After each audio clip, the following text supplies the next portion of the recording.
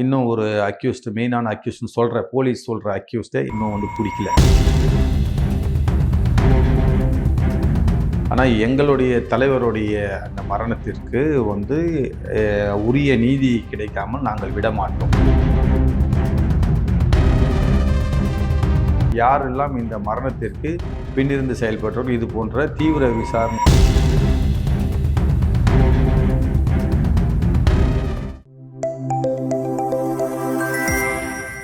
நேயர்கள் அனைவருக்கும் வணக்கம். இன்று நம்மோட ஒரு சிறப்பு விருந்தினர் இணைந்திருக்கிறாரு. பகுஜன் சமாஜ் கட்சியினுடைய மாநில தலைவர் ஆனந்தன் அவர்கள். 2026 தேர்தல் பகுஜன் சமாஜ் கட்சியினுடைய நிலைப்பாடு என்னவாக இருக்க போகுது? மறைந்த தலைவர் ஆம்ஸ்ட்ராங் அவர்களுடைய கொலை வழக்கின் தற்போதைய நிலவரம் என்ன? இது போன்ற பல சுவாரஸ்யமான கேள்விகளுக்கு பதில் தர சார் காத்துக்கிட்டு இருக்காங்க. வாங்க அவர்கிட்ட நேரடியா கேள்விகளை கேட்க ஆரம்பிச்சிடலாம். சார், மறைந்த மதிப்பிற்குரிய பகுஜன் சமாஜ் கட்சி தலைவர் ஆம்ஸ்ட்ராங் அவர்களுடைய மறைவு தமிழ்நாட்டையே உலுக்கிய ஒரு சம்பவம். அந்த வழக்கினுடைய தற்போதைய நிலைப்பாடு என்ன? ஏன்னா இதுல நிறைய சர்ச்சையான வதந்திகள்லாம் சமூக வலைத்தளங்கள்ல பரவிக்கிட்டு இருக்கு. உதாரணத்துக்கு சொல்லணும்னா, சில அமைச்சர்கள் பெயர் அடிபடுது. அமைச்சர் சேகர் பாபு சம்பந்தப்பட்டிருக்கிறதா சொல்றாங்க. அதே மாதிரி செல்வ பெருந்தகை சம்பந்தப்பட்டிருக்கிறதா சொல்றாங்க. கமிஷனர் மாற்றப்பட்டது, என்கவுண்டர் செய்யப்பட்டதுன்னு சொல்லிட்டு இதற்கு பின்னாடி நிறைய சந்தேகம், மர்மம் இருக்கிறதா பொதுமக்கள் மத்தியிலும் ஒரு எண்ணம் இருக்குது. அதனால தற்போது இந்த வழக்கினுடைய நிலைப்பாடு என்ன? வழக்கு தற்பொழுது குற்றப்பத்திரிகை தாக்கல் செய்யப்பட்டு வழக்கு நீதிமன்றத்தில் நிலுவையில் இருக்கின்றது. அனைத்து நபர்களுக்குமான வழக்கறிஞர்கள் நியமிக்கப்பட்ட பிறகு வழக்கு விசாரணை துவங்கும் என்ற நிலையில் இருக்கின்றது. நீங்கள் கேட்டது போல இந்த வழக்கு முழுமை அடைந்து விட்டதா அல்லது ஏன் இந்த வழக்கை முழுமையான விசாரணைக்கு எடுத்து செல்லவில்லை என்று பலர் கேள்வி கேட்கின்றார்கள். நாங்கள் எங்களுடைய தேசிய தலைவர் பெகஞ்சி மாயாவதி அவர்கள் இந்த வழக்கில் ஆளுகின்ற கட்சிக்கு, திராவிட முன்னேற்ற கழகத்திற்கு, ரூலிங் பார்ட்டிக்கு இதில் சம்பந்தம் இல்லை என்றால் இந்த வழக்கை சிபிஐக்கு ஒப்படைத்து விடுங்கள் என்று சொன்னார்.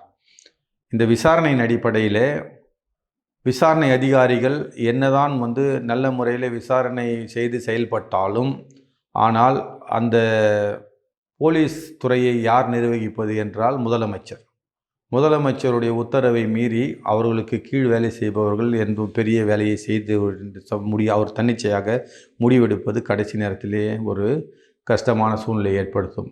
அந்த சூழ்நிலையில் பல அக்யூஸ்டுகள் அக்யூஸ்டாக காமிச்சிருக்காங்க. இன்னும் ஒரு மெயினான அக்யூஸ்ட்னு சொல்கிற போலீஸ் சொல்கிற அக்யூஸ்டை இன்னும் பிடிக்கல. சம்போ செந்தில்ன்ற ஒரு அக்யூஸ்டை பிடிக்கல. அதில் விட்னஸஸ் எல்லாம் பார்த்திங்கன்னா இந்த விட்னஸை இந்த வழக்கு வெற்றி பெறாத அளவுக்கு இது விட்னஸை போட்டிருக்காங்க. ஸோ அதனால் இந்த வழக்கு அடுத்த கட்டத்தை நகர்த்தி போகணும் அப்படின்னு சொன்னாக்கா கண்டிப்பாக இதுக்கு ஒரு மேல் விசாரணை அமைப்பு தேவைப்படுகிறது. இப்போது கைது செய்யப்பட்டு இருப்பவர்கள் எல்லாம் ஒரு சாதாரணமான ஒரு சின்ன சின்ன விஷயங்களில் ஈடுபட்டவர்கள் தான். இதற்கு அரசியல் பின்புலமாக இருந்து இதற்கு ஃபினான்ஸ் செய்தவர்கள், இதுக்கு மூளையாக செயல்பட்டவர்கள். அண்ணனுடைய மரணம் யாருக்கெல்லாம் இது லாபமாக அமைந்திருக்கும் என்ற ஒரு விஷயத்தில் யாரெல்லாம் இந்த மரணத்திற்கு பின்னிருந்து செயல்பட்டவர்கள் இது போன்ற தீவிர விசாரணை எல்லாம் இதிலே தேவைப்படுகின்றது. இதை விசாரிப்பதற்கு ஏன் சிபிஐக்கு இன்னும் ஒப்படைக்கவில்லை என்று எங்களுடைய தேசிய தலைவர் அவர்கள் கேட்ட கேள்விக்கு இன்னும் இங்கே பதில் வராமல் இருக்கின்றது. அதற்கான ஆவணங்களை செய்ய கட்சி முற்பட்டு வருகின்றது. சார், நீங்க இப்போ ஏறுகிற மேடைகளாக இருக்கட்டும், நீங்க பேசுற கட்சி பொதுக்குழு கூட்டங்களாக இருக்கட்டும், நீங்க தொடர்ந்து மறைந்த தலைவர் ஆம்ஸ்ட்ராங் அவர்களுடைய இந்த கொலை வழக்குக்கு அவருக்கு கண்டிப்பா நீதி கிடைக்கணும், வழக்கு சிபிஐக்கு மாற்றணும் அப்படின்னு சொல்லி தொடர்ந்து நீங்க அழுத்தம் கொடுத்துக்கிட்டு வலியுறுத்திக்கிட்டு வந்துகிட்டு இருக்கீங்க. ஆனா இது போல கோரிக்கைகளையும் அழுத்தத்தையும் பொற்கொடி ஆம்ஸ்ட்ராங் அவங்க முன்வைக்கிறது இல்லையே, இது எதனால? இல்லை, இதை அவங்கள பற்றி கிரிட்டிசைஸ் பண்ணுறதுக்கோ அப்படி ஒரு அந்த நிலைமையில் கட்சியோட தலைவர் என்ற முறையில் நான் அந்த கேள்விக்கு பதில் சொல்ல விரும்பலை. ஆனால் எங்களுடைய தலைவருடைய அந்த மரணத்திற்கு உரிய நீதி கிடைக்காமல் நாங்கள் விட மாட்டோம். யார் என்ன நியாயம் கேட்கின்றார்கள், கேட்காமல் போகின்றார்கள் என்பதெல்லாம் நமக்கு முக்கியமல்ல. என்னுடைய மிக சிறந்த வந்து என்னுடைய சகோதரனாகவும், என்னுடைய தாயாகவும், தந்தையாகவும், சகோதரியாகவும், எங்களுடைய குடும்பத்திலே அனைத்து உறவுடைய விஷயங்களை அவர் எங்களுடன் வந்து பழகின அந்த பழக்கம் இருக்கின்றது. ஆகையினால் மற்றவர்களுக்கு வேண்டுமென்றாலும் வந்து ஒரே உறவுமுறையாக தான் இருக்கலாம். இந்த ஒரே ஒரு உறவுமுறை. ஆனால் என்னை பொறுத்தவரை அவருடைய வழக்கு கண்டிப்பான ஒரு அவருக்கான நீதி கண்டிப்பாக பெற்றுத்தரப்படும் என்பதில் நாங்கள் உறுதியாக இருக்கின்றோம். அவர்கள் யார் முன் வருகின்றார்கள், யார் வந்து இதை வந்து வாங்கி கொடுக்கின்றார்கள் அப்படி என்ற ஒரு அவர்களுக்கு விருப்பம் இல்லாதவர்களை நாங்கள் கட்டாயப்படுத்தவும் விரும்பவில்லை.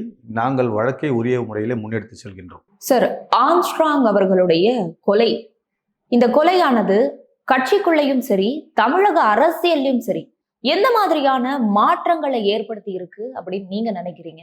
கட்சியை பொறுத்த வரைக்கும் பார்த்தீங்கன்னா வந்து அண்ணனுடைய வந்து அந்த அன்பு, அந்த அண்ணன் மேல் இருந்த பற்று, அந்த கொள்கை பிடிப்பு இதெல்லாம் வந்து பல லட்சம் குடும்பங்களை வந்து தன்னுடைய குடும்பத் தலைவனை இழந்தது போல வந்து ஒரு கட்சியில் இருக்கும் அனைத்து தொண்டர்களும் அதை தான் உணர்கின்றார்கள்.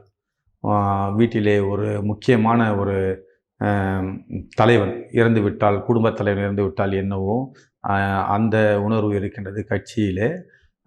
மற்ற அரசியல் சூழ்நிலையிலே பார்த்தீர்கள் என்றால், பலருக்கு வந்து அண்ணன் அந்த இடத்திலே இல்லாததினால் அந்த இடத்தை வெற்றிடமாக வந்து பயன்படுத்தி தாங்கள் அந்த இடத்திலே வந்து விடலாம் என்று பகல் கனவு கண்டு கொண்டிருக்கின்றார்கள்.